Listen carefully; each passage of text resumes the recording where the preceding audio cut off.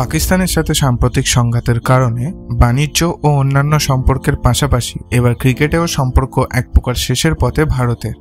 এই আবহে পাকিস্তানকে বড় ঝটকা দিতে পারে আন্তর্জাতিক ক্রিকেট কাউন্সিল। সূত্রে খবর, দ্বিপাক্ষিক সিরিজের পর এবার 2026-এ টি-20 বিশ্বকাপেও ভারত পাকিস্তান ম্যাচ হচ্ছে না বলেই খবর। বেশ কয়েকটি সংবাদ সূত্র অনুযায়ী বর্তমান পাকিস্তানের সাথে ভারতের সম্পর্ক যে পর্যায়ে দাঁড়িয়ে তাতে ও দেশের সাথে আর কোনো ক্ষেত্রেই সম্পর্ক দীর্ঘায়িত করার রাজি নয় দিল্লি সরকার।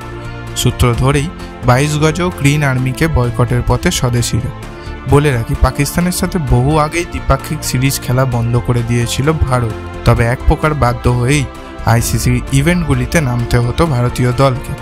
কিন্তু যা খবর, আর তা হচ্ছে না। 2026 টি-20 বিশ্বকাপ দিয়েই পাকিস্তান থেকে মুখ ফেরানোর কাজটা শুরু করবে ভারতীয় ক্রিকেট বোর্ড। খোঁজ নিয়ে জানা গেল, ভারত পাকিস্তান সাম্প্রতিক উত্তেজনার কথা মাথায় রেখেই খুব শীঘ্রই বড় পদক্ষেপ নিতে পারে আইসিসি। তবে মোটামুটি ধারণা রাখা যেতে পারে টি-20 বিশ্বকাপে ভারত ও পাকিস্তান এক গ্রুপে থাকছে না। সেই সাথেই আসন্ন 20 ওভারের বিশ্বকাপে হচ্ছে না কোনো Bharat Pakistan high voltage match. 2026-এ টি-20 বিশ্বকাপ যুগ্মভাবে আয়োজন করতে চলেছে ভারত এবং শ্রীলঙ্কা। সেই আসরে অংশগ্রহণের অধিকার রয়েছে পাকিস্তানেরও। তবে আপাতত যা খবর, পাকিস্তান অংশ নিলে তাদের বিরুদ্ধে একদিনের জন্য মাঠে নামবেন না ভারতীয় দল। কেননা গত চ্যাম্পিয়ন্স ট্রফি টুর্নামেন্ট নিজেদের হাইব্রিড মডেলের সিদ্ধান্তে অনড় থেকেই দুবাইতে প্রতিটি ম্যাচ খেলেছে ভারত। তবে পরবর্তীতে পেহেলগাঁও হামলার পর সাম্প্রতিক পরিস্থিতি পাকিস্তানের সাথে একেবারে খারাপ। তাই এই মুহূর্তে আর কোনো আইসিসি ইভেন্ট সালমান আলী আগাদের সাথে লড়াইয়ের সম্ভাবনা নেই টিম ইন্ডিয়ার।